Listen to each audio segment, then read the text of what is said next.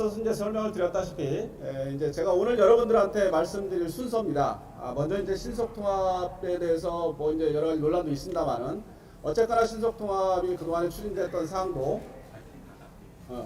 사항도 어차피 우리 재건축을 위한 정비 계획을 수립하기 위한 사전 절차로 이해를 하시면 될 것 같아요. 그래서 그동안에 어떤 과정을 거쳐서 약 한 1년여의 과정이 걸렸습니다만은 만들어졌는지, 그리고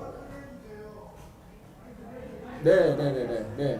그리고 이제 그 이후에 우리가 이제 사실은 이제 뭐 예를 들어서 이제 정비 계획을 수립을 해야 됩니다. 우리가 재건축을 하기 위해서 향후에 어떤 절차를 거쳐야 우리가 이제 재건축을 위한 첫발을 뗄 수 있는지, 이런 내용들 그 향후 수준 절차에 대해서 설명을 드려보고요. 그 다음에 이제 신속통합 기획안이 어떻게 만들어져 있고 어떤 내용이 담아져 있는지, 그 내용이 또 그동안에 우리 주민들, 조합원들 사이에 여러 가지 논란이 됐던 사항들이 굉장히 많이 있습니다. 그래서 그 논란이 됐던 사항들에 대해서 하나하나 조목조목 짚어가면서 어떤 논란이 있고 이런 부분에 대해서 정확한 정보가 어떤 건지, 신속통합계획에서 논의됐던 정확한 정보가 어떤 건지, 이런 내용을 한번 정리를 해서 여러분들한테 한번 설명드리는 시간을 갖도록 하고요.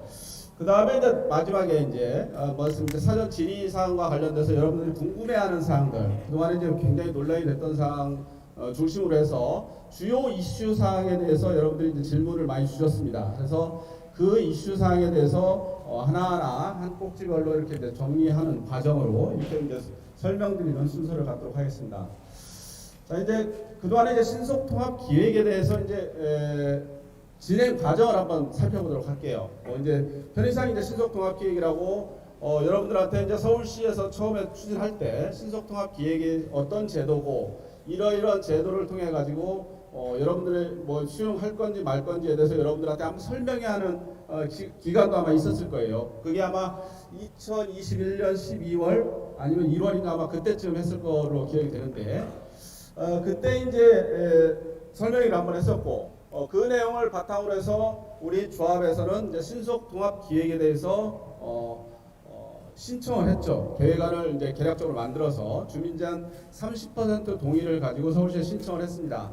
그래서 이제 서울시에서는 최초로 이제 2022년 3월부터 이제 신속통합 기획에 대해서 우리 구역에 대해서, 우리 구역뿐만이 아니라 압구정 아파트 지구 전체에 대해서 신속통합 기획을 이제 3월부터 착수를 했습니다. 그래서 이제 쭉 한 1년여 과정을 거쳐서 약 한 실무회의를 약 한 36회, 그 다음에 자문회의를 한 9회에 걸쳐가지고 1년에 걸쳐서 논의를 했습니다. 그 실무회의는 어떤 거냐면, 이제 워킹그룹이라고 합니다. 워킹그룹이라고 하고, 이제 자문단위에서 이제 자문위원회가 이렇게 구성이 되어 있는데, 이 실무회의 36회는 신속통합기획과 라고 이제 서울시에서 위촉을 한 신속통합 계획과가 따로 있습니다. 계획과가 있고, 그게 이제 아마 대학 교수님이 이제 이걸 관여를 했고, 그다음에 참여 건축과가 있습니다. 그러니까 신속통합 기획을 수립하기 위한 참여 건축과가 또 있습니다. 참여 건축과가 있고, 그다음에 서울시 주무과, 강남구 주민 참여단, 이렇게 해서 이제 실무 워킹 그룹이 있는데, 어쨌거나 신속통합 기획과 MP라고 합니다. 이렇게 마스터 플래너라고 하는데, 이 신속통합 기획과를 중심으로 해서 참여 건축과 내지는 서울시, 그 다음에 이제 서울시에서 우리 계획 설계를 위해서 용역을 발주한 그 설계상소의 계획안, 이런 내용을 바탕으로 해서 약 한 36회 정도, 한 1년에 걸쳐서 36회 정도 논의를 해서 계획안을 하나하나 만들었습니다.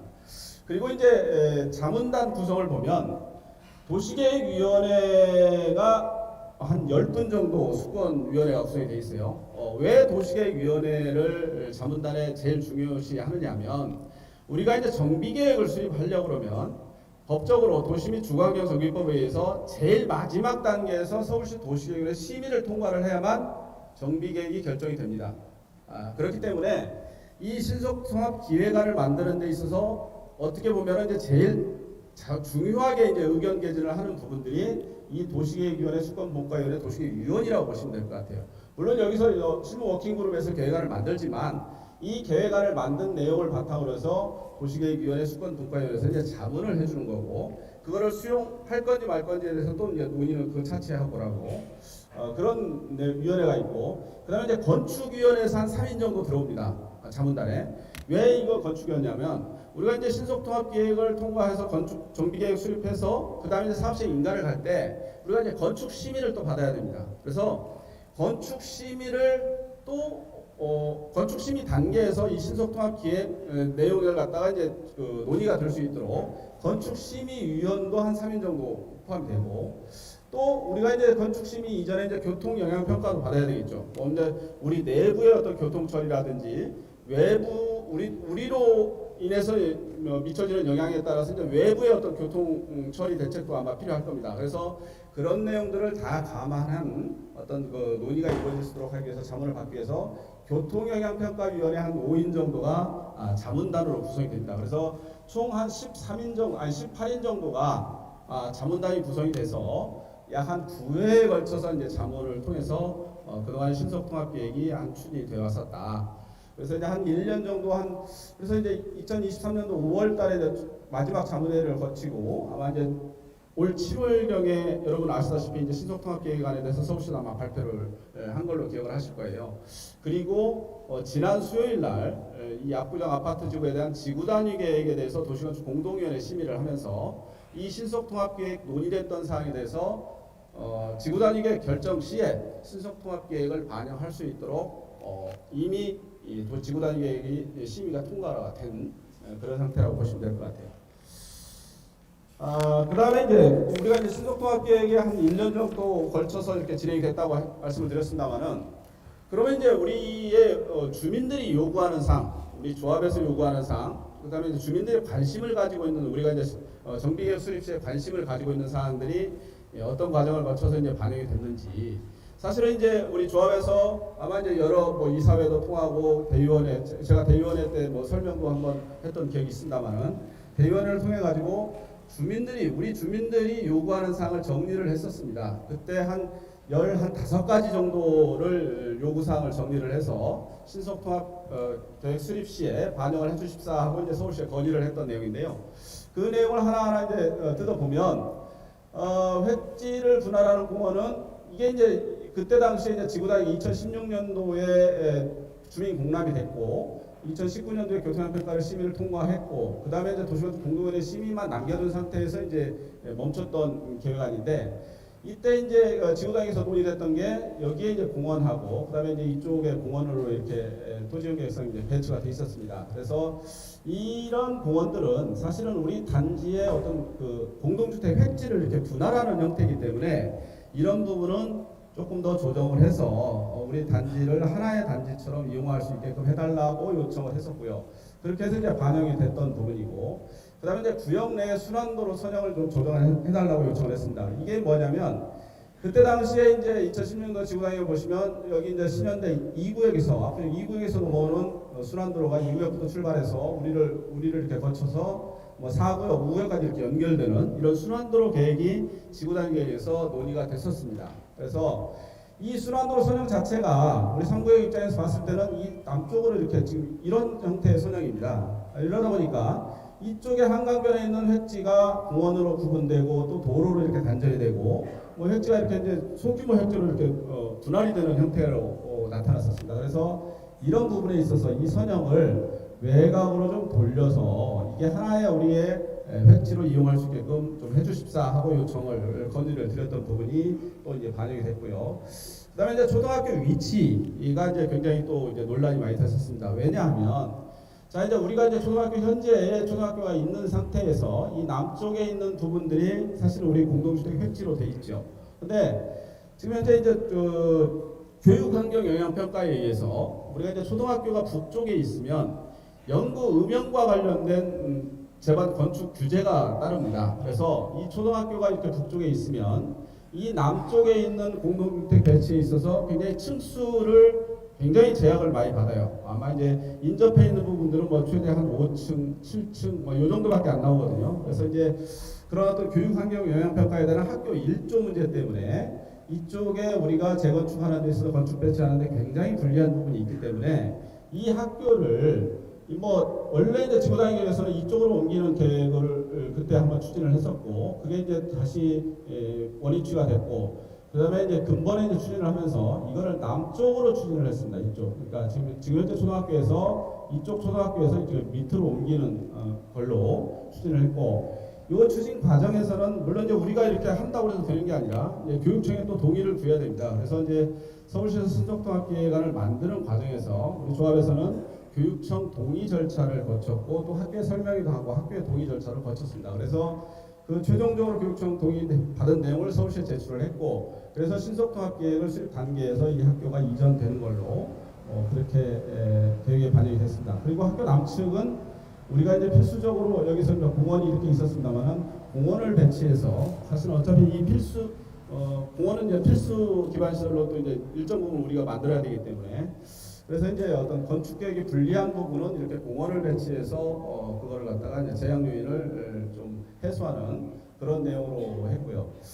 그다음에 이제 역세권 주변에 대한 준주거적 용지의 변경을 좀 해달라고 요청을 했었고, 그다음에 이제 노년로의 가로 활성화 구간을 좀 만들어 달라. 왜냐하면 이제 이 노년로 쪽에 가로 활성화 구간을 만들어서 사실은 의미가 있었습니다. 왜냐하면 이 가로 활성화 구간을 만들어서 이쪽에 이제 한강변으로 사람들이 이동하는 데 있어서 굉장히 이제 그쪽을 좀 활성화시키고 상가도 좀 배치를 하고 했으면 좋겠다라고 이제 요구를 했던 부분이고, 또 이제 한강변의 공공기여 완화를 원래 15%에서 10%로 해달라고 요청을 했었습니다. 그래서 이제 요거는 물론 우리가 요청한 측면도 있지만 전체적으로 이제 그때 당시에 오세훈 시장이 들어오시면서 한강변 관리 계획을 논의하는 과정이 있었습니다. 그래서 이제 최종적으로 여러분 아시다시피 한강변은 이제 10%로 완화가 됐죠. 공공기여에 대해서. 그래서 그런 내용도 있었고, 그다음에 이제 35층 최고층수로 돼 있던 걸 갖다 이것도 완화를 해달라, 뭐 이것도 반영이 됐고, 한강변의 척동은 또 15층 이하로 또 기준이 있었습니다. 근데 이건 뭐 신속통합계획을 통해 가지고 이것도 이제 반영이 되는 걸로, 완화받는 걸로 반영이 되는 걸로 했고요. 그다음에 이제 초등학교와 공동주택 용지를 좀 연결해 줬으면 좋겠다. 왜냐하면 이제 초등학교가 우리가 그때 이제 교육청하고 논의를 할 때, 여러분 아마 이제 신문지상이나 언론에서 초등학교 인근에서 뭐 이제 교통사고가 빈번하게 발생하는 그런 부분들이 이제 언론에 또 많이 또 노출이 되고 했었습니다. 그래서 우리가 이제 초등학교를 이전을 하면서 우리 단지에 계시는 분들의 어떤 학생들의 어떤 학교 통학로라든지 이런 부분들이 차하고 차량하고 이렇게 이제 만나지 않도록, 그러니까 입체적으로 할 수 있도록 좀 정리를 했으면 좋겠다. 그런 부분도 이제 우리가 이제 그 제안을 해서 이 단지하고 초등학교가 입체적으로 연결될 수 있도록 그런 부분도 이제 반영을 했습니다. 그다음에 이제 순환도로 상부를 좀 공헌했으면 좋겠다고 저희가 또 요청을 했습니다. 그게 무슨 얘기냐면, 아까 말씀드린 대로 순환도를 외곽으로 돌려달라고 했었는데, 이 돌렸을 때 그거는 반영이 됐는데, 이 또 이제 순환도로 부분에 있어서 그게 이제 노출이 돼 있으면 사실 이제 거기에 통과되는 교통에 따라서 소음도 발생하고, 그다음에 이제 분진도 발생하고, 그래서 우리 주거 환경에 또 이제 또 환경적으로 저해되는 측면도 있고, 또 하나는 이제 우리가 이제 한강변을 이용하는데, 기존에는 우리 단지에서는 사실 한강변 이용하기가 굉장히 어려웠죠. 이제 신현대 쪽에서는 저쪽 이제 그 한강변으로 가는 굴다리를 통해 가지고 뭐 호수부지도 이용하고 하고 있습니다만은, 우리 단지에서는 사실 한강변 이용에 대해서는 굉장히 한강의 어떤 그 이용 메리트가 없고, 또 연결 통로도 없고 없었습니다. 그래서 한강변 이용과 관련돼서 아이디어가 뭐가 있겠느냐. 그래서 이제 이 덮개도로를 만들어지면서 이 순환도로도 좀 입체화시켜서 좀 덮어보면서 뭐 교통 아까 말씀드린 것처럼 오염 요인이라든지 뭐 환경 저해 요인도 조금 감안하면서 더더욱이 우리 단지 내 1층 레벨에서 이쪽 한강변으로 바로 연결을 할 수 있도록, 그다음에 한강의 어떤 수변 공간을 우리 단지의 어떤 조경 공간을 이렇게 끌어들일 수 있는 어떤 그런 계획의 아이템을 한번 찾아보자 라는 차원에서 이것도 이제 제안을 했었던 게 다 반영이 됐습니다. 그다음에 이제 단지 내 남북도로 폐지, 이게 이제 단지 내 아마 이제 여러분 기억하시다시피 그때 지구단위계에서 단지 내 남북도로가 이제 오픈된 공간으로 단지가 이렇게 구분되는 공간으로 도시계획도로가 만들어진 걸 여러분 아실 거예요. 그런데 이제 이렇게 됐을 경우에 우리 조합에서 그동안 줄곧 주장했던 게 사실은 이제 단지의 어떤 하나의 단지로 개발을 하고, 그다음에 이제 뭐 그런 것들에 뭐 1대1 재건축, 뭐 제자리, 뭐 이런 것들에 대해서 주장을 했었습니다만 어쨌거나 이런 부분들, 뭐 도로로 인해서 이렇게 단지가 이렇게 구분되는 부분에 대해서 조금 좀 계획적인 측면에서 우리가 좀 제안을 했으면 좋겠다. 그래서 이제 이 단지의 남북 간 이 도로에 대해서 계속 줄기차게 좀 없애달라라고 이제 요청을 했던 부분이고, 근데 이제 그 부분들은 전체적으로 이제 부분 반영이라고 저희가 표현을 했습니다만은 우리가 이제 신속통합 기획 안에서 요 남북 간 도로가 살아 있습니다. 살아 있는데 이때는 이제 오픈된 공간으로서 지금 뭐 전체 1층 공간에 이제 도로로 인해서 단지가 구분되는 그런 형태였고, 예, 계속 이제 저희가 이 부분에 대해서 폐지를 주장하니까 이제 서울시 측에서는 이걸 갖다가 이제 입체도로 개념으로 해서 지하로 도로를 연결을 하고 지상 부분은 단지 내 이제 주민들이 뭐 건축 계획이나 다양하게 이용할 수 있도록 1층 부분은 그냥 평면적으로 이용할 수 있도록 조경 공간을 이용할 수 있도록 그렇게 배려를 했습니다. 그래서 이 부분들이 서울시에서 계속 이제 그렇게라도 계속 주장하는 이유가 제가 아까 말씀드린 대로 신속통합 계획을 하는 데 있어서는 여러 가지 자문단위원회를 거쳤다고 그랬잖아요. 근데 이제 교통영향평가위원회 심의위원들이 굉장히 이 부분에 대해서는 강력하게 요구를 했습니다. 우리가 이제 재건축 이후에 단지의 주민들의 차량을 어떻게 처리할 거냐. 자, 이제 저희가 계략적으로 이제 그 건립 세대 수가 약 한 5,800여 세대를 예상을 하고 지금 현재 신속통합 계획에 만들었습니다만은 그거로 인해서 유발되는 주차장의 주차 대수라든지 이 지하 주차장의 주차 대수라든지 그거로 인해서 유발되는 교통량이라든지 이런 부분에 대해서는 처리하는 데 있어서 약 한 15,000에서 2만 대 정도가 지금 처리가 필요한 상황입니다. 지금 현재 도로망 체계 가지고는 우리 단지 주민들이 그 많은 주차 대수가 차량 대수를 처리하기 위해서는 너무나 불편한 거예요. 그래서 우리 단지 주민들이 얼마만큼 효율적으로 교통 처리 부분에 있어서 효율적으로 어떤 가로막 체계를 만드느냐 그런 차원에서 교통하시는 분들은 요 도로를 만들므로 인해서 아마 외부 사람들은 이용할 게 없을 거다. 근데 이제 단지 주민들의 이걸로 인해서 단지에 이제 지하주차장 진출입로가 이제 여기서도 만들어지겠죠. 그러면서 이제 단지 주민들의 원활한 어떤 교통 처리를 위해서 이 도로는 꼭 필요하겠다 해서 이제 서울시에서 계속 주장했던 부분이고, 그래서 이제 그렇게 되면서 이제 지상 부분이라도 좀 우리가 좀 연결이 될 수 있도록 입체도로로 이제 결정되는 걸로 그렇게 이제 신속도로에 나왔고, 그다음에 이제 압구정로 상가 용지를 확보해 달라고 일단 저희가 또 요청을 했었습니다. 전체적으로 이 압구정로 변의 상권을 활성화하기 위해서 상가를 확보해 달라고 했는데 어쨌거나 이쪽 부분은 이제 공원으로 그대로 존치가 됐고 나머지 부분은 이제 준주거 용지에 이제 상가가 들어가는 걸로 그렇게 됐습니다. 다음에 이제 압구정 지하철 출입구를 하나 설치해 달라고 또 저희가 건의를 했던 부분인데, 요게 이제 이 공공보행 통로와 연결돼 있고 또 이제 이 노년 노변의 이제 상권 활성화 계획과 또 연계돼 있습니다. 그래서 이쪽에 지하철 출입구를 하나 또 해달라고 했는데 이건 뭐 아직 요청을 했고 결정된 사항은 아니에요. 그래서 이런 부분들은 추후에 필요하다 그러면 아마 이제 지하철공사하고 또 협의를 또 거쳐야 되겠습니다만 그럴 때 이제 반영이 될 수 있는 사항이고요. 그다음에 이제 3종 주택지 내에서 최대한 연면적을 좀 해달라라고 또 요청을 했습니다. 왜냐하면 요게 이제 사실은 우리가 이제 하나의 전체 재건축 단지인 거는 여러분 그거는 뭐 인정하실 거예요. 뭐 준주거 지역도 우리의 재건축 단지 중에 하나고 3종 주거 지역도 우리 재건축을 위한 어떤 공동주택 단지 중에 하나예요. 근데 주민 여러분들이 이제 인식하시기에 이제 준주거는 뭐 이제 외부에 뭐 일반 분양을 하든지 뭐 이제 그 뭐 주거 환경이 이 3종 지역보다 좀 떨어진다고 판단을 하시고 우리 조합원들이 들어가는 거는 이 3종 지역일 거다라고 이제 판단을 하시고 요 지역에 대해서 굉장히 이제 요구 사항들이 뭐 연면적을 최대한으로 올려가지고 뭐 1대1 재건축을 좀 확보했으면 좋겠다라는 의미로 굉장히 이제 이런 부분들을 강력하게 주장을 하셨습니다. 그래서 3종 주거지역 내 최대한으로 연면적을 확보해달라라는 부분에 대해서 계속 논의를 했고 건축계획도 설계하는 과정에서도 이제 논의가 됐던 부분이다. 그래서 이제 이런 부분도 이제 추후에 좀 일부 반영이 될 사항이고, 그다음에 마지막으로 이제 공공보행 통로 위치를 노년로 쪽으로 이동을 했으면 좋겠다라는 부분은 지금 현재 미반영됐어요. 그래서 이제 전체적으로 한 15개 정도 중에 한 10개 정도는 저희가 요구했던 사항이 다 반영이 됐고 한 4개 정도는 부분 반영이든지 나중에 추후에 반영이 될 상황으로 이제 현재 미뤄놓고 있는 상황이고, 하나 정도 이 공공보행 통로가 노년도로 이동해달라고 요구했던 사항은 아직 미반영이 되어 있습니다. 그래서 그게 무슨 얘기냐면, 이 신속통합계획을 하면서 이 공공보행 통로를 사실은 이렇게 이제 덮개도로까지 이렇게 쭉 일직선으로 만들었는데, 이 만든 의미에 대해서 이제 공공건축가라든지 신속통합계획가하고 제가 이제 얘기를 해봤는데, 뭐 서울시하고도 얘기를 해봤고, 어쨌거나 이 공공보행 통로라는 기능 자체가 물론 이제 공공보행자가 다니는 통로일 수도 있겠지만,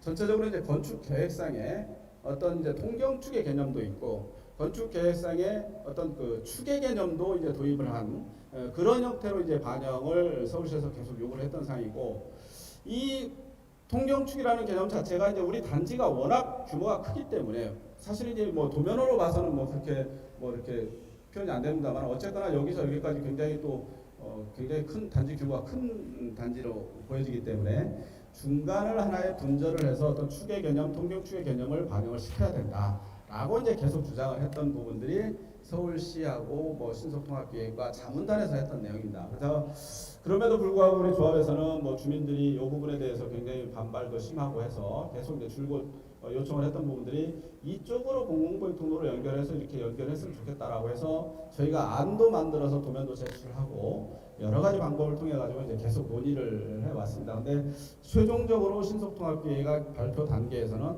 어쨌거나 우리가 조합에서 요구했던 사항들은 좀 미반영 상태에서 일단 발표가 됐다 하는 내용이고요. 그래서 이제 이런 내용들도 어차피 이제 제가 설명을 드리겠습니다만, 이제 정비계획 수립 절차에서 절차 진행하는 과정에서 일부 또 이제 수정 내지는 이제 변경의 요인도 있을 수 있기 때문에 그때 이제 다시 논의하는 걸로 하고, 일단은 이제 신속통합계획이 이런 과정을 거쳐서 만들어졌다. 그다음에 이제 향후 추진 절차인데요. 자, 여러분은 신속통합 기획의 의미를 잘 아셔야 되는데,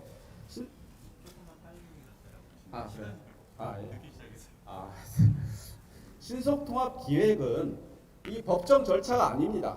법정 절차가 아닌데, 자, 이제 법적인 절차는 우리가 이제 주민 제안을 하게 되면 정비구역 지정 절차를 밟는 게 법적인 절차예요. 도시및 주거환경 정비법에 의해서 정비계획을 지정하는 절차가 주민 제안하면 관련 부서 협의를 거치고, 그 다음에 주민공람 30일 하고 구의회 의견 청취하고 서울시 도시계획의 심의를 통과하는 이런 일련의 절차가 법적인 절차입니다.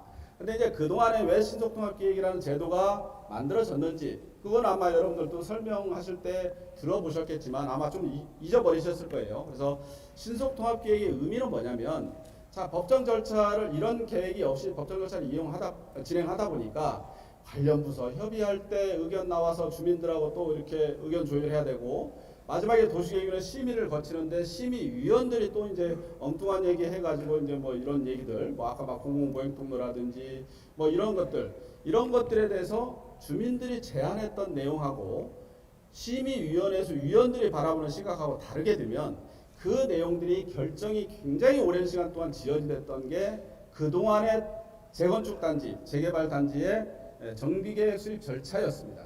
그 기간들이 무려 한 뭐 어떤 데는 뭐 정비계획을 결정하는데 한 2년 걸렸던 단지도 있고, 어떤 데는 뭐 한 4, 5년 걸렸던 단지도 있고. 왜냐하면 주민들이 요구사항하고 시에서 요구사항하고 서로 이제 접점이 안 나오게 되면 굉장히 오래 걸리는, 시간적으로 이렇게 오래 소요가 됐던 부분이 있습니다. 근데 신속통합기획의 의미는 아까 이제 신속통합기획이 만들어지는 과정에서 각 위원회의 전문가들에 대한 자문을 거친다고 그랬잖아요. 그 자문을 거치면 이 법적인 절차가 불과 한 6 내지 8개월이면 끝나버립니다.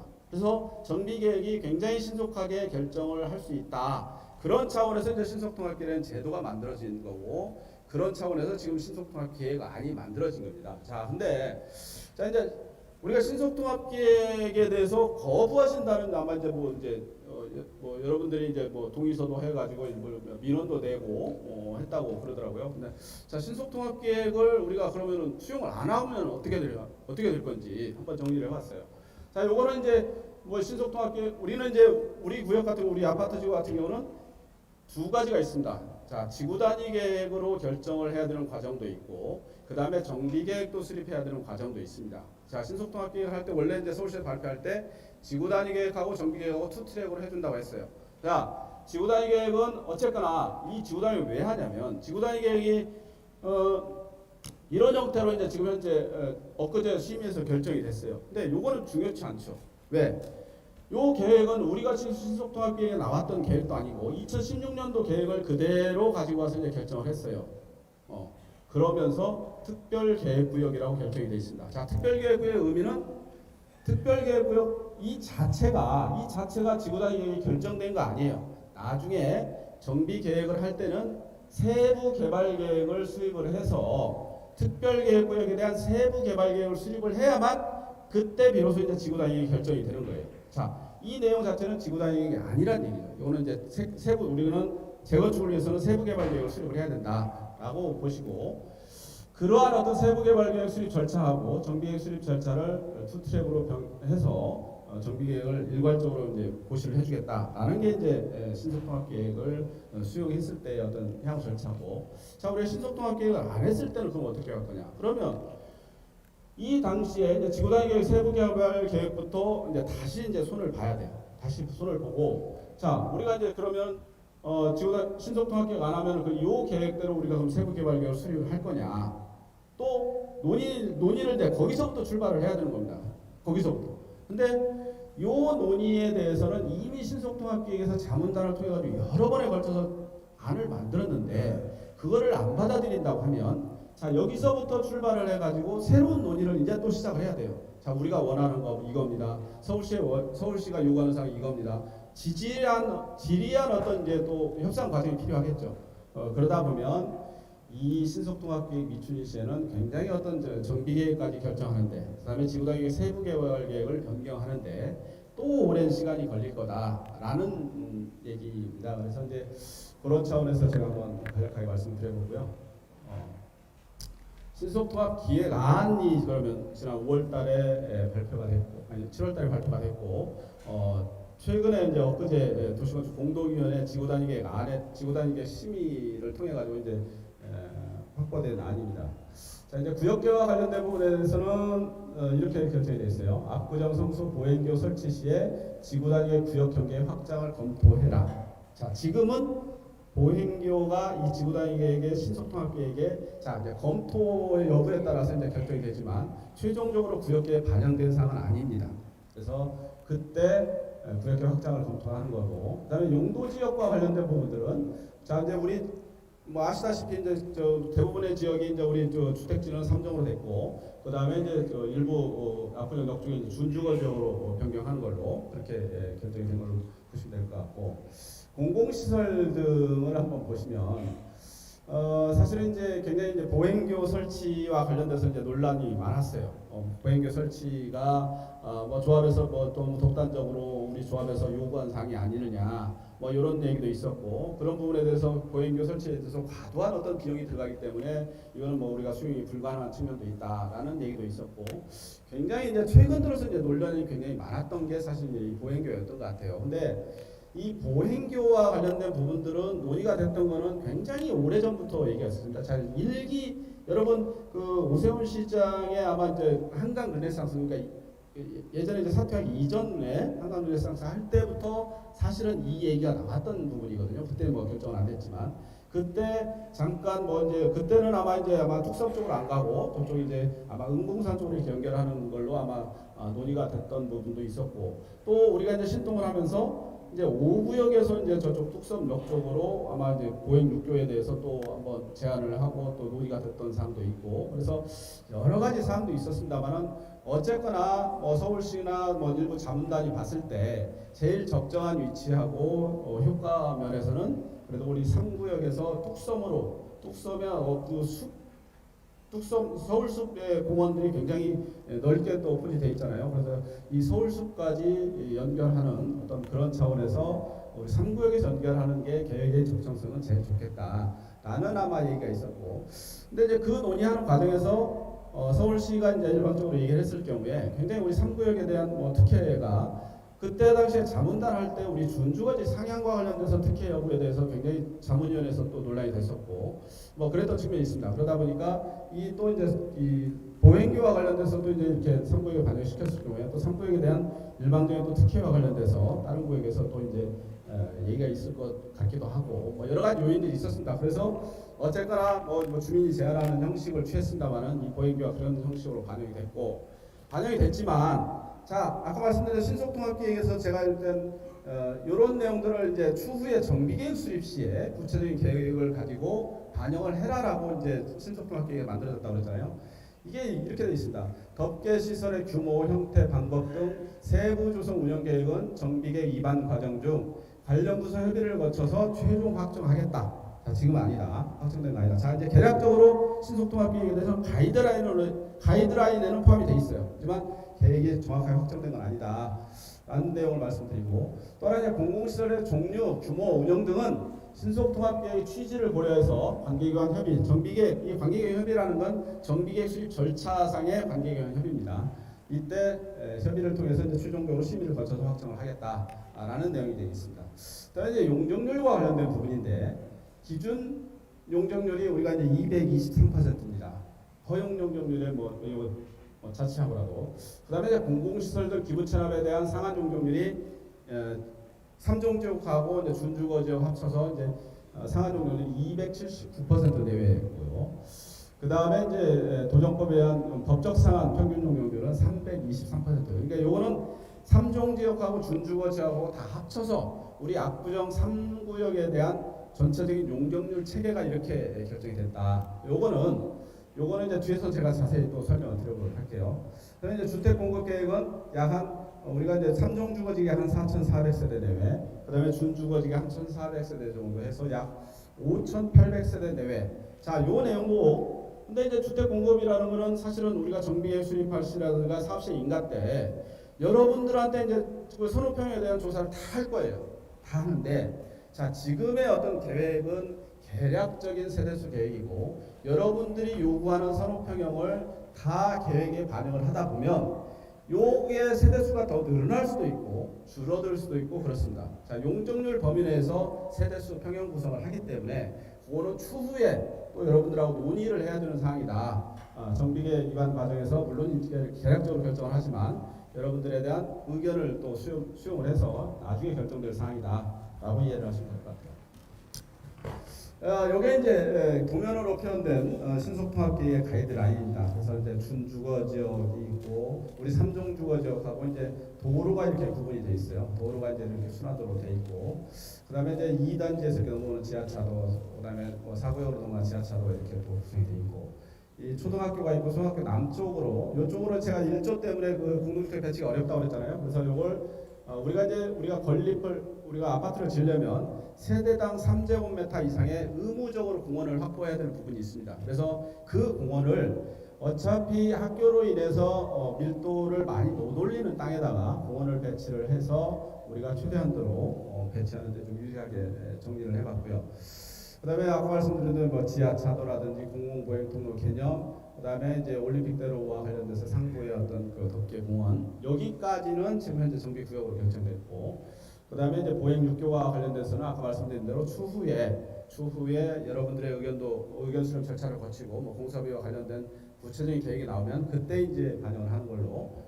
이걸 반영하기 위해서는 우리가 이제 이 지구단위 구역계 자체도 이제 변경을 해야 됩니다. 그래서 이제 그런 내용들이 추후에 반영될 사항이다라고 보시면 될 것 같아요.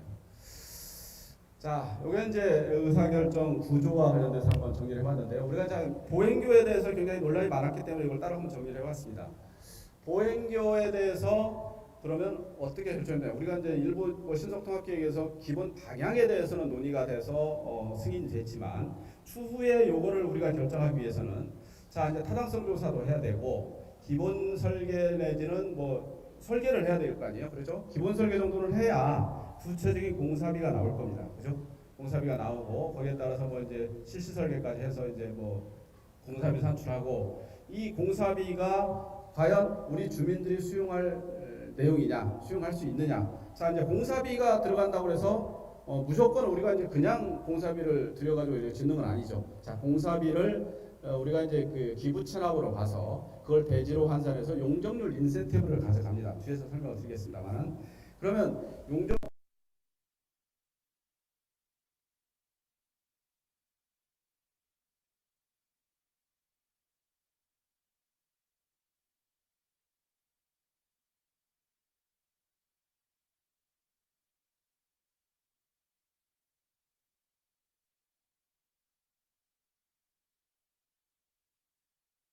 물론 이제 공사비는 일부 들어가고 물론 그에 따른 연면적 공동주택 인센티브를 받아서 우리가 찾는 것도 있지만 그거 말고도 유무역의 어떤 그 이익이라는 게 또 있을 수가 있습니다. 생각하시는 부분에 따라서 뭐 저거에 있음으로 인해서 우리 단지의 미래 가치가 상승이 돼서 단지의 어떤 가치가 또 전체적으로 상승하는 효과가 있다든지 이런 것들이 여러분들 스스로 판단을 하셔서 그때 그게 우리는 이거 수용해도 괜찮겠다라고 판단을 하시면 정비계획 수립 시에 그런 부분에 대해서 여러분들의 의사를 반영을 해서 정비계획이 수립될 걸로 이해를 하시면 될 것 같아요. 그래서 요거는 지금 결정되어 있는 사항은 아니지만 신속통합계획에서 가이드라인을 통해서 이런 어떤 형태의 계획은 있을 수 있다. 그렇게 했을 경우에 용적률 인센티브 어느 정도 가져간다라는 것까지는 정리가 되어 있어요.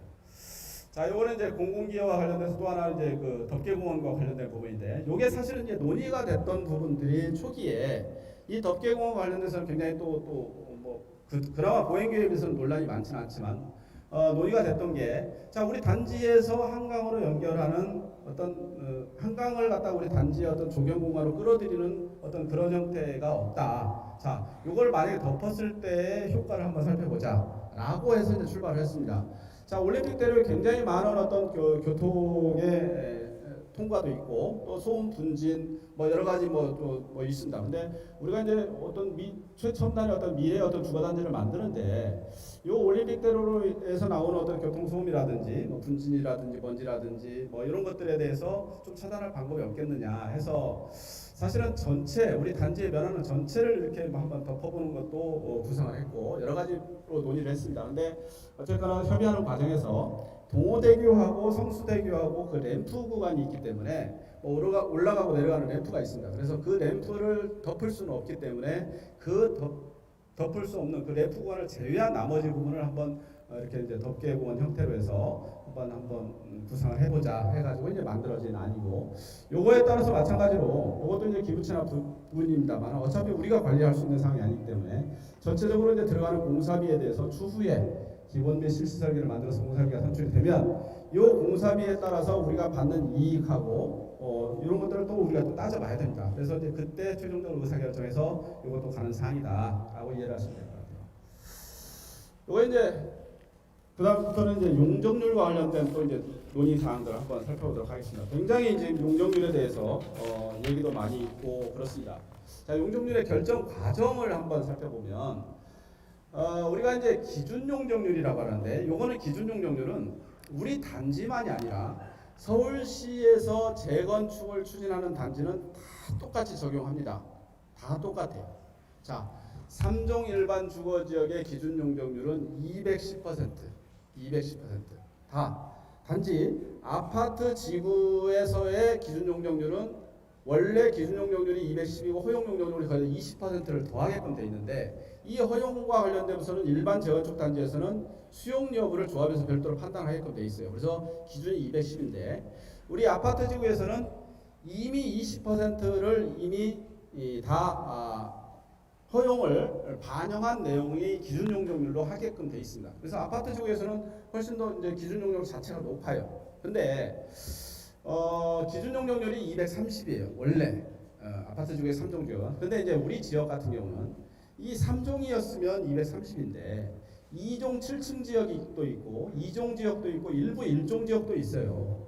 그래서 이런 지역들에 대한 기준 용적률이 다 다릅니다. 2종 7층 지역은 원래 이제 170%인데 허용 포함해서 190%. 2종 지역은 원래 기준이 190인데 허용 포함해서 200%.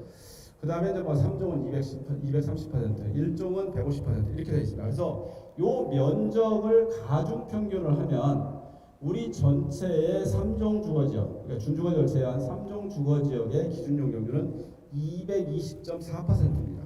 그래서 요 내용은 우리만 이렇게 적용하는 게 아니라 서울시의 모든 재건축 단지에서 기준 용적률 산정 방식이 그렇습니다. 그래서 용도 지역을 변경하기 이전에 용도 지역의 기준 용적률을 근거로 한다라는 게 이제 서울시의 기본 기준이에요. 그래서 이제 이런 것들은 그런 기준에 의해서 기준 용적률이 만들어진다. 그다음에 이제 준주거 지역 같은 경우는 원래 이 지역이 3종 지역이었잖아요. 그래서 이제 기준 용적률이 이 지역은 230%입니다. 그래서 이제 그런 어떤 기준 용적률의 결정 절차가 거치고 준주거 지역하고 우리 선정지역과 포함했을 때 우리 전체 구역의 주거 단지의 기준 용적률을 가중 평균해 보면 220.4, 230%의 가중 평균은 약 한 223%가 우리 단지에 재건축을 하는 데서 기준 용적률이다라고 보시면 될 것 같아요. 그다음에 이제 용적률 인센티브와 관련돼서 이제 배분을 어떻게 할 거냐라는 내용인데, 자 이제 우리가 공공기여라고 여러 가지 뭐 도로도 만들고 우리 땅을 기부 체납하는 겁니다. 토지를 기부 체납했을 때 인센티브 받는 항목이 되겠습니다. 그래서 공공기여 항목을 보면 도로도 있을 것이고 공원도 있고 연결 녹지도 있고 공공청사도 있습니다. 공공청사, 문화시설, 덮개시설, 뭐 보행교, 그다음에 뭐 지하 차도와 관련된 부분. 자 이제 토지로 기부처럼 하는 거가 또 있고, 그러니까 이 연결 녹지, 뭐 공원, 도로 같은 경우는 사실은 뭐 토지로 만드는 거죠, 그죠? 토지로 기부처럼 하는 거고, 나머지는 이제 건축물로 기부처럼 하는 거예요. 공사비. 우리가 뭐 땅으로 기부처럼 하는 거 아니에요. 토지, 우리의 땅은 땅 면적은 변화하지 않지만 건축물에 따른 공사비를 기부처럼 한다는 개념입니다. 그래서 이런 부분들 같은 경우는 이 공사비를 토지로 환산을 해서 인센티브 계산합니다. 토지로 환산해서. 뭐 환산하는 산식은 또 있어요. 그래서 전체적으로 뭐 공사비가 얼마 들어간다고 했을 때 그걸 우리 대지로 기준으로 환산하면 몇 평이 들어가더라. 그럼 그걸 기부처럼 했을 때 용적률 인센티브 얼마를 가져가느냐. 여기 다 계산을 해서 나오는 겁니다. 그래서 우리 3종 지역에서 보면 뭐 이렇게 좀 화면이 그렇습니다. 그래서 우리 3종 지역에서 보면 기준이 220.4%고, 자 도로, 공원, 연결 녹지, 공공청사, 지하차도를 이 3종 지역의 공공기여로 용적률 완화를 받았습니다. 그렇게 했을 때 263.1%가 우리 3종 지역의 조합 용적률입니다. 그리고 우리 3종 지역의 법정 상한은 300%입니다. 3종 일반 주거의 법정 상한 300%예요. 그래서 법정 상한가 263%하고 300%하고 사이에 절반은 임대, 그다음에 절반은 조합 분양 용적률로 갑니다. 조합 분양 용적률로.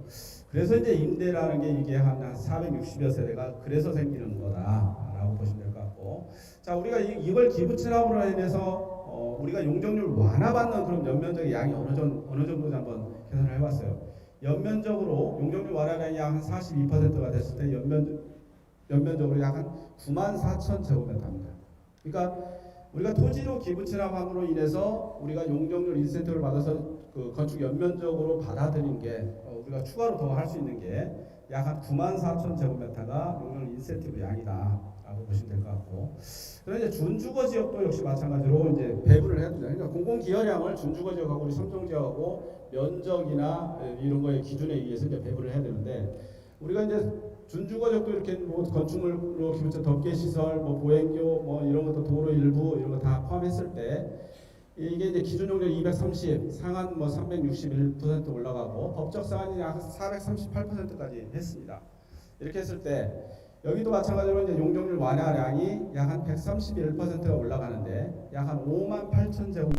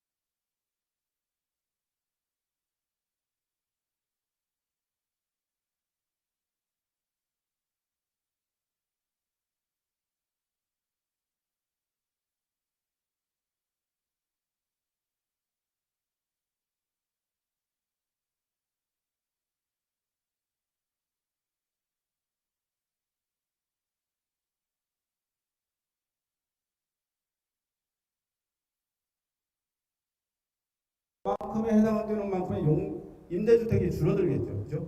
임대주택이 줄어들고 조합의 일반 분양 용적률이 올라갑니다. 그런 어떤 메커니즘으로 공공기여량이 움직임에 따라서 이 조합 분양의 연면적하고 임대주택의 연면적이 계속 연동돼서 왔다 갔다 한다라고 이해를 하시면 될 것 같아요. 그래서 기부채납 양이 그만큼 이 선이 상한 용적률이 밑으로 내려오기 때문에 임대주택 양이 늘어나고 그다음에 일반 분양이라든지 조합 그런 어떤 형식이 되겠죠. 그래서 이런 개념으로 해서 이거는 자 우리 단지만의 문제가 아니라 서울시 공이 용적률의 어떤 체계 내지는 계산 방식이 그렇다는 걸 갖다가 이제 설명을 드리는 거예요. 그래서 이제 거기에 따라서 굉장히 뭐 용적률과 관련돼서 뭐 이제 유튜브라든지 굉장히 논란도 많고 그랬습니다만 어쨌거나 분석을 해보면 그렇다. 자 이제 요거는 현황 연면적인데요. 요것도 굉장히 이제 뭐 논란도 많이 되고 유튜브에서 많이 회자되는 걸 제가 봤습니다. 자, 용적률의 개념 제가 아까 앞서 설명을 드렸습니다만 용적률의 용어 자체가 기준 용적률이라는 게 있습니다. 이거는 변경 전의 용도 지역의 용적률이다. 아까 변경 전 우리가 이제 뭐 2종 7층 지역도 있고 2종 지역도 있고 1종 지역도 있었다고 그랬잖아요. 그다음에 나머지는 3종 지역이고 그래서 요 변경 전의 용도 지역의 용적률을 기준으로 하기 때문에 가중평균을 하면 220%가 나온다고 말씀드렸고 그다음에 이제 용어 중에 하나가 이제 허용 용적률이라는 개념이 있어요. 근데 허용 용적률은 자 우리 아파트 지구에서는 허용 용적률이라는 개념을 이해를 안 하셔도 돼요. 어차피 요거는 기준 용적률을 할 때 다 반영이 됐던 사항입니다. 그래서 아파트 지구에 대해서만 그렇다라고 보시면 될 것 같고 그다음에 상한 용적률 이게 이제 정비계획 용적률인데 이 상한 용적률이 어떻게 보면 이제 주민들의 조합 분양 연면적하고 거기에 이제 필요하다 그러면 조합 분양이 하고 남으면 이제 일반 분양이 가겠죠. 그러니까 조합의 어떤 사업성과 직결되는 부분들이 사실은 요 부분이라고 보시면 돼요. 상한 용적률. 그죠? 그다음에 이제 법적 상한 용적률인데 요게 이제 기준 용적률이고 기부채납에 따라서 정기계획 용적률을 계산해 보면 이게 상한 용적률이 되겠고 그다음에 이제 법적 상한. 법적 상한 3종 일반 주거 지역의 300%가 법적 상한입니다. 그다음에 준주거 지역에서 법적 상한은 500%예요. 근데 이 법적 상한 용적률은 도시계획위원회에서 결정을 하게끔 돼 있고 법적 상한 용적률을 임의로 낮춰서 주민이 제한할 수는 없습니다. 도시계획위원회에서만 결정할 수 있어요. 자, 법의 3종 일반 주거는 300%예요. 그래서 이 300%하고 정기계획 용적률의 절반은 임대주택의 개념의 공공주택으로 가고 절반은 조합 분양으로 갑니다. 어쨌거나 법적 상한까지 허용이 되면 절반에 해당하는 만큼의 조합의 분양 연면적은 늘어난다고 보시면 돼요. 임대 물론 이제 임대도 절반에 대해서 나오는 거지만 자 이제 일부에서도 이제 임대를 그러면 우리는 안 하겠다라고 이제 주장을 하시는 분들도 있는데 그거는 뭐 이제 여러 가지로 분석의 필요가 있겠지만 자 임대를 안 했을 경우에는 계산만 놓고 봤을 때는 자 여기까지가 이제 우리 조합의 분양 용적률이라고 보시면 돼요. 요거에 대한 거는 없겠죠. 그리고 이제 임대도 없고 어쨌거나 자 요렇게 계산이 되는 겁니다. 정비계 용적률까지만 간다. 그리고 임대를 안 했을 경우는 물론 이제 계산치는 그렇지만 서울시하고 이제 정비계획을 진행하는 데 있어서 이제 지리한 또 서울시의 정책 방향하고 다르기 때문에 그거에 따른 논란은 차치하고라도 용적률의 개념은 그렇다.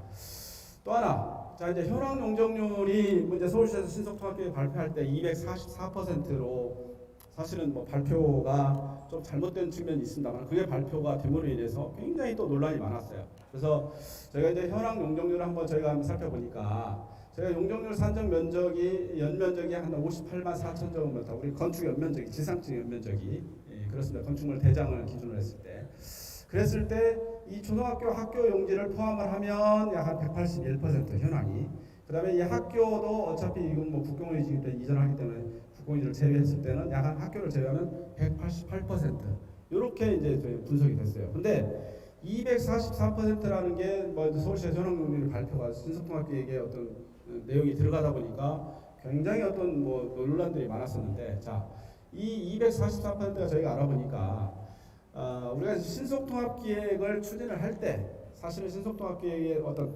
단순한 비교, 종전하고 종호하고 단순 비교를 해보기 위해서 우리 3종 지역의 연면적 우리가 이제 조합에서는 제일 중요시하는 부분들이 사실은 3종 지역에서 지금 현재의 공동주택 연면적을 다 이상을 확보하기를 그렇게 원하고 있었습니다. 그래서 그거를 단순 비교하기 위해서 아마 이제 3종 준주거 지역을 제외한 3종 지역의 대지 면적을 기준으로 해서 한번 이제 단순 비교하기 위해서 용적률을 산출을 해본 것 같아요. 근데 그거는 우리가 정비계획을 수립하던 재건축을 하는 데 있어서 244%라는 이 용적률의 의미는 아무 의미가 없다라고 이해를 하시면 될 거예요. 244%는 아무 의미가 없어요. 자, 244%가 181%하고 이 차이가 왔다 갔다 한다고 치더라도 우리의 아파트 면적이 지금 현재 이미 지어져 있는데 그게 줄어들거나 늘어나거나 그렇진 않잖아요. 그죠? 현재 있는 아파트의 연면적이 중요한 거지 이 용적률의 244%, 181% 아무 의미가 없다라고 보시면 될 것 같아요.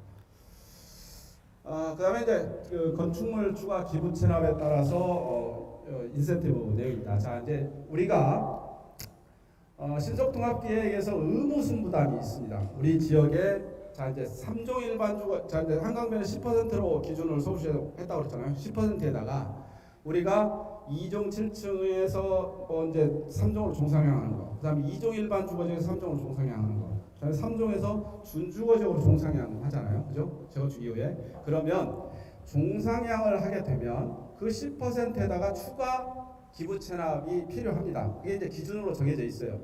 기준으로 서울시 기준으로 자 용도 지역을 1단계 상향하면 몇 퍼센트 기부 체납해 라는 게 기준으로 다 돼 있어요. 그래서 그걸 계산해 보면 우리 지역의 3구역의 의무 승부담은 13.64%입니다. 13.6%. 그때 이제 신속통합계획에 보면 토지에 대한 기부 체납이 13.46%고 그다음에 이제 건축물로 기부 체납하는 게 한 3.59% 정도 돼요. 그렇게 해서 전체 이 두 개를 합치면 약 한 17.5%라고 신속통합계획에 나와 있습니다. 이것도 이제 굉장히 이제 말들이 많죠. 어쨌거나 기준은 13.64인데 왜 17.5%까지 해가지고 이 난리를 하느냐? 우리는 이것만 하면 되지. 근데 이제 이 건축물과 관련돼서는 아까 말씀드린 대로 이거를 다 반영을 한다고 했을 때 서울시에서 나름대로 신속통합계획 할 때 뭐 계략공사비라든지 여러 가지 사항이 뭐 부정확한 사항으로 계산치가 만들어진 거예요. 근데 어쨌거나 정비계획 수립할 때 기준 자체는 자 의무승부담 이상은 무조건 해야 되고 그 다음에 이제 건축물 기부 체납과 관련돼서는 뭐 보행교라든지 덮개시설과 관련해서 우리가 이제 설계도 해보고 나름대로 이제 공사비도 산출해보고 거기에 따라서 그걸 대지로 환산했을 때 용적률 인센티브를 계산해 보면 요 기준은 아니다. 17.5%가 아닐 수가 있습니다. 이거보다 줄어들 수도 있고 오히려 더 늘어날 수도 있어요. 공사비가 더 커진다고 하면 어떤 그런 개념으로 이해를 하셔야 될 것 같아요. 그래서 이런 것들이 다 반영이 된다고 했을 때 대지로 환산했을 때 17.5%다. 근데 이러한 어떤 건축물에 대한 어떤 그 기부 체납이 물론 이제 확정을 해서 우리가 반영을 해야 될 게 있습니다. 지하차도 같은 경우는 우리가 이제 어차피 공사비를 산출해서 우리가 반영을 해야 돼요. 근데 보행교나 덮개시설이나 문화시설이나 이런 것들에 대해서는 추후에 정비계획 수립 시에 공사비를 구체적으로 산출해서 서울시하고 다시 한번 재배하는 과정을 거쳐야 된다라고 보시면 될 것 같아요. 그래서 전체적으로 승부담 기준에 대한 기부체납 양이 왜 이렇게 많냐 그런 부분에 대해서 이제 논란도 있었던 부분에 대해서 이렇게 정리를 하도록 할게요. 그리고 자 이제 기준 용적률 223%였고 우리가 이제 13.64% 했을 때 평균 용적률이 한 272%인데 17.5%까지 했을 때 279%까지 올라갑니다. 그래서 요 사이만큼의 어떤 조합의 분양의 일반 분양 용적률이 연면적이 올라갔다고 보시면 돼요. 그래서 우리가 13.64만 하면 되는데 왜 17까지 해가지고 돈을 그렇게 막 퍼주듯이 하느냐 이런 개념은 분명히 일부 비용이 들어가지만 거기에 따라 상응하는 조합의 어떤 아파트의 연면적이 우리한테 온다라고 이해를 하시면 될 것 같아요. 그 다음에 이제 건축물 기부채납 요거는 제 앞단에서 설명드린 요 내용을 이제 요 건축물 기부채납과 관련돼서 우리 조합이 가져가는 이익에 대해서 한번 건축물 35평형 기준으로 해서 한 세대수로 계략적으로 산정을 해본 거예요. 근데 171세대인데 어쨌거나 자 이제 덮개시설, 문화시설, 보행교, 지하차도, 공공청사 서울시에서 신속통합계획 논의를 할 때 계략적으로 공사비를 산출을 해서 본인들이 이렇게 계산을 한 근거가 있습니다. 이 공사비에 따라서 이 건축물 토지 환산하는 면적이 계속 달라지기 때문에 공사비가 달라지면 용적률 인센티브 내지는 순부담 면적도 계속 달라진다. 그래서 이거는 최종 결정될 때까지 이거를 계속 이렇게 시뮬레이션 통해서 움직이는 수치다라고 보시면 될 것 같아요. 그래서 전체적으로 봤을 때 뭐 덕기시설 했을 때 한 62세대, 뭐 고연결 했을 때 한 75세대, 그래서 전체적으로 했을 때 한 171세대가 기부선압을 통해 가지고 연면적은 한 19,000제곱미터 정도 늘어나는 걸로 그렇게 계산이 되었습니다. 자, 이제 현황 연면적 대비 신속통합기획에서 만들어진 연면적이 얼마냐? 자, 현황 연면적 대비 약 한 21만 제곱미터가 증가를 합니다. 물론 이 면적은 우리 3종 주거지역하고 준주거 지역을 포함한 면적이라고 보시면 되죠. 왜냐하면 준주거 지역도 전제를 까시기 위해 준주거 지역도 우리의 재건축 단지라고 보셔야 돼요. 그래서 그런 개념을 봤을 때 약 58만 4천인데 신속통합기획안을 뜯어보면 3종 지역에서 한 62만 2천 정도 되고 준주거 지역이 한 17만 6천 정도 됩니다. 그래서 총 79만 9천 정도가 지상층 연면적으로 지금 확보가 되어 있다. 그래서 약 한 21만 제곱미터, 이거 대비해서 약 한 21만 제곱미터가 늘어난다. 대신 임대아파트도 약 한 5만 7천 제곱미터가 임대아파트를 또 하고 있어요. 그래서 3종 지역하고 준주거 지역하고 이렇게 임대아파트가 대비되어 있다라고 보시면 될 것 같고, 이제 보행료를 뭐 수용을 안 했을 때, 그럼 보행료만큼의 인센티브를 좀 안 받았을 때, 추가로 안 받았을 때 면적이 얼마냐? 면적은 이제 보행료를 미수용했을 때 사실은 이제 약 한 4,300제곱미터 정도 줄어드는 걸로, 임대 아파트를 제외한 우리 조합 순수하게 조합 분양 용적 연면적으로만 봐서 그렇습니다. 이 정도 줄어드는 걸로 그렇게 분석이 되었습니다. 네. 자, 이제 그다음에 이제 준주거 지역에 대한 면적, 물론 현재 뭐 조합장님도 계십니다만은 조합장님도 계속 요구를 했던 게 물론 이게 이제 전체적으로 주민들 요구 사항이기 때문에 우리 3종 일반 주거 지역에서 지금 현재 있는 연면적의 전용 면적 이상을 좀 찾았으면 좋겠다라는 거 이제 줄기차게 말씀을 하셨고, 제가 아까 여기서 설명드린 것은 분명히 뭐 3종 일반 주거 지역에서도 58만 4천보다는 62만 2천이니까 늘어나긴 늘어났잖아요, 그죠? 근데 이제 요거는 분양 면적의 개념이기 때문에 전용 면적의 개념은 아닙니다. 그래서 우리가 기존의 현황의 어떤 전용 면적이 굉장히 전용률이 높아요. 거의 90% 이상입니다.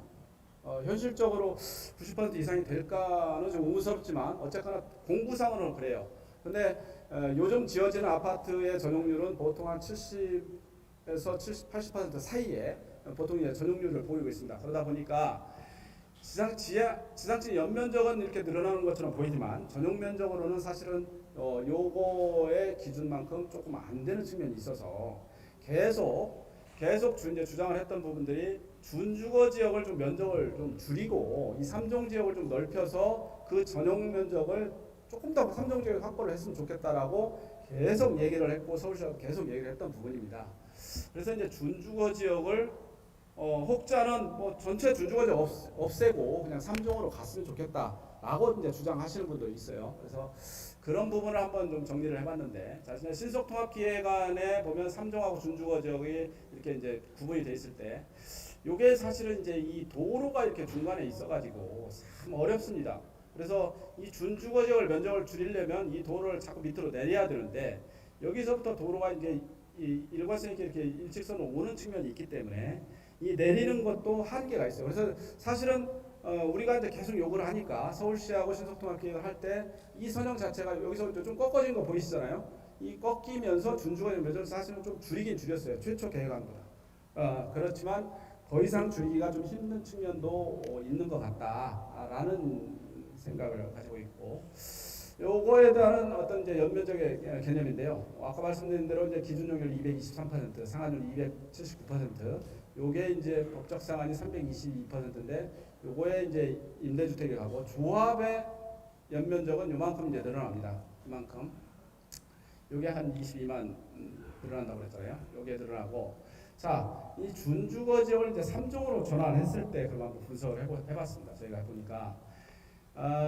이렇게 되면 이제 법적 상한 322가 아니라 이제 300%가 되겠죠. 준주거 지역이 없어지니까. 그 다음에 이제 정비계획 용적률 자체도 223에서 이제 뭐 이제 순부담이나 이런 것들이 이제 기준이 완화가 되기 때문에 15.33%만 하면 됩니다. 그래서 정비행 용적률이 한 276%로 줄어들고, 그래서 이제 일반 분양도 300%고 절반의 이게 일반 분양이고 조합 분양이기 때문에 이걸 수치로 계산해 보니까 약 한 35,000제곱미터 정도가 연면적이 줄어들더라 전체적으로. 자, 35,000제곱미터가 줄어드는데 어쨌거나 이 지역에도 아파트가 들어서야 되죠. 3종으로 가더라도, 그죠? 그러면 이 도로를 없애지 않는 한 이게 하나의 단지처럼 보이지는 않을 거란 얘기죠. 그래서 어쨌거나 뭐 이제 계속 정비 수립 과정에서 이 3종 지역에서 현재 조합원 여러분들의 연면적을 찾기 위해서 노력을 하겠지만, 이 준주거 지역 자체도 요거는 우리 땅이 아니다라고 치부하시면 안 된다는 거예요. 우리도 재건축 사업의 대상지다. 여기도 주거가 들어가고, 물론 이제 비주거 비율 10%라든지 이런 것들에 대해서 이제 뭐 논의가 되겠습니다만, 일부 비주거가 들어가지만 주거가 대다수의 연면적이 주거로 발해가 될 거다라고 보시면 될 것 같아요. 그래서 준주거 지역과의 어떤 3종과의 어떤 상관관계가 저희가 분석을 해보니까 이렇더라. 그래서 전체적으로 3종을 봤을 때 한 35,000제곱미터 정도의 연면적의 감소가 필요하더라라는 내용이 되겠습니다. 오늘 이제 세대수 계획인데요. 앞서서 설명을 드렸습니다만 어차피 정비계획 수립 시의 세대수 계획은 지금 현재 5,800세대 정도가 신통계획에 나왔지만, 여러분들한테 평형별 선호평형에 대해서 다 조사를 해서 그 평형들을 배분을 했을 때 몇 세대가 나오는지, 그거는 정비계획 수립 시에 분명히 그렇게 반영이 돼서 세대수가 결정이 된다. 이게 5,800세대가 최종 결정본이 아니다 라고만 이해를 하시면 될 것 같아요. 그래서 그 내용이 되겠고요. 요거는 이제 정비 사업의 절차인데, 사실 이제 우리가 정비 계획에서 결정되는 항목들을 정리를 해봤어요. 이제 토지 이용 계획, 기반시설, 순부담 항목, 그다음에 이제 건축물의 용적률, 최고층 수들이 정비 계획으로 결정이 됩니다. 개략적으로 상한치만 결정이 되는 거예요. 그래서 추후에 뭐 여러분들의 뭐 건축 계획에 따라서 토지 뭐 분담금 추산을 해서 여러분들의 의견도 듣고 뭐 하는 과정에서 여러 번 계획이 바뀔 수가 있다. 앞으로 계획 제가 봤을 때는 뭐 한 6, 7번은 뭐 5번 내지는 6, 7번은 계속 나중에 시공사도 선정을 하게 되면 또 바뀔 수도 있고, 관리처분 단계에서 또 어떤 좋은 제도가 나오면 또 바뀔 수도 있고, 굉장히 여러 번 바뀔 수가 있습니다. 그래서 지금 현재 계획이 최종 계획이 아니다라는 것만 이해를 하시고, 이런 어떤 절차들을 통해서 계속 계획은 변경이 될 수 있다라고 이해를 하시면 됩니다. 요거는 이제 향후 검토 과제로 제가 이제 좀 정리를 해봤는데, 이게 이제 우리가 이제 사실은 공공시설 순부담 관련해서 아까 말씀드린 17점 몇 %, 그다음에 의무 순부담 13.64%라고 했잖아요. 뭐 이제 다른 단지 같은 경우는 이제 10%, 그죠? 10%만 했고, 왜냐하면 다른 단지는 우리처럼 2종 7층이나 2종 지역이 없었고, 또 준주거적 상향 관계가 없어요. 뭐 2구역이나 뭐 4구역이나 이런 지역들은 현재 자체가 3종 일반 주거지이기 때문에 10% 이상만 하면 됩니다. 근데 우리는 용도적 상향 요인이 발생을 했기 때문에 의무 순부담 비율이 조금 더 많이 들어갔다. 그리고 그 다음에 이제 공공기여의 17.5%로 뭐 건축물 기부처나다 돼 있지만, 이 부분들은 구체적인 검토 및 적용 여부에 따라서는 우리가 정비계획 수립할 때 이 구체적인 검토가 필요하다. 그래서 그때 결정을 해도 늦지 않다라고 이해를 하시면 될 것 같아요. 아까 말씀드린 현재 용적률의 개념은 아무 용도 지역에 현 우리 정비계획을 수립하는데 우리 사업과 관련돼서 아무 의미가 없다라고 보시면 될 것 같아요. 신속통합기획안하고 이제 1:1 재건축과 관련돼서 논란이 많이 있습니다. 자, 1:1 재건축의 의미를 여러분들이 아시는지 모르겠어요. 자, 1:1 재건축이라 하면 그냥 단순하게 우리가 이제 판단했을 때 우리가 조합원들이 가지고 있는 연면적만큼 세대수만큼 지어지는 게 사실 1:1 재건축이에요. 그죠? 그게 1:1 재건축이에요. 내가 내 돈 내고 아파트를 짓는 게 1:1 재건축인데, 우리가 이제 정비계획 수립 시에 논의되는 용어 중에 1:1 재건축이라는 용어를 계속 쓰는데, 그 의미는 뭐냐면 서울시에 재건축을 하려고 그러면 6:4 비율이 있습니다. 자, 60% 이상을 85제곱미터 이하로 해야 돼요. 85제곱미터. 자, 40%에 대해서만 85제곱미터 초과를 할 수가 있습니다. 이게 재건축의 평형별 세대수의 기준이에요. 근데 자, 우리처럼 지금 이제 이미 현황이 85제곱미터를 초과하는 현황 세대수가 굉장히 많은 단지들이 있습니다. 우리뿐만 아니라 뭐 서초라든지 뭐 여러 군데 있어요.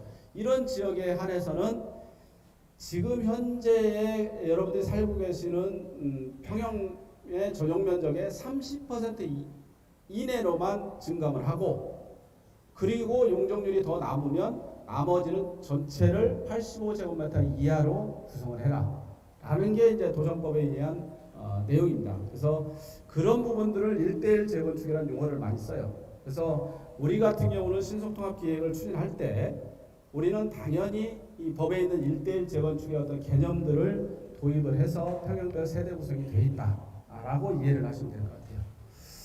그다음에 이제 준주거적 축소와 관련돼서는 제가 아까 말씀을 드렸습니다만은 준주거적 축소됨으로 인해서 전체적으로 이제 조합의 분양 연면적이 한 35,000제곱미터 정도 줄어든다고 했잖아요. 그렇게 이제 줄이고 갈 거냐. 그다음에 준주거적을 줄이면서 그 도로 부분이 사실은 변경이 어렵다고 하면 도로를 없애서 지금 3종 지역하고 하나의 단지처럼 이용할 수 있다고 하면 괜찮겠지만, 그게 도로가 폐도가 어렵다고 하면 또 검토해야 될 사람들이 또 생기죠. 그죠? 굳이 준주거적을 3종으로 낮춰가면서 연면적을 줄일 필요가 있느냐라는 어떤 내용도 있기 때문에 이게 이제 복합적으로 신중하게 우리 사업성과 관련돼서 검토돼야 될 부분도 있고. 근데 자, 이제 당면 목표가 우리 조합에서는 3종 지역에서 그러면 우리 3종 지역 땅만 우리 조합의 땅이라고 생각들을 많이 하고 계시기 때문에 거기서 지금 현재 살고 계시는 연면적을 다 수용을 할 수 있는지, 그 부분에 대해서 이제 복합적으로 같이 검토가 이루어져야 될 상황입니다. 그래서 이런 내용들도 추후에 정비계획 수립 시에 준주거적 면적이 확정된 건 아닙니다. 정비계획 수립에 최종적으로 도시계획 심의를 통과해서 고시를 해야만 그 면적이 확정이 되는 거기 때문에 정비계획 수립 시에 이런 내용들도 같이 논의가 이루어질 걸로 보여집니다. 그다음에 이제 공공보행 통로 아까 말씀드린 대로 지금 현재 뭐 조합에서는 아직도 뭐 선형 변경 해달라고 계속 요청을 하고 있습니다. 우리 노년도 쪽으로 변경을 해달라고 요청을 하고 있고, 그 부분에 대해서는 수용 가능 여부에 대해서는 저도 장담을 못하겠지만, 어쨌거나 정비계획 수립 시에도 그 부분에 대해서 줄기차게 우리 조합의 논리를 설명을 해서 조합원 여러분들이 걱정하시는 공공보행 통로에서 외부인들이 와서 뭐 술 먹고 뭐 난장 피우고, 사실 뭐 그러진 않을 거라고 저는 보여지지만, 그런 부분에 대한 우려들이 없게끔 한번 좀 최선을 다해서 노력을 해볼 필요가 있겠다. 그래서 이런 부분들도 뭐 계속 노력을 해야 될 사항이라고 보시면 될 것 같아요. 네, 지금까지 저희가 이제 준비한 사항을 정리를 했고요. 혹시나 이제 질의사항이 있으면 제가 이제 또 준비한 사항이 있는데 그런 사항, 질의사항과 같이 연동돼서 또 설명할 사항이 있으면 설명을 드리도록 하겠습니다. 진행 어떻게 하죠? 네, 바로 진행하면. 그래요.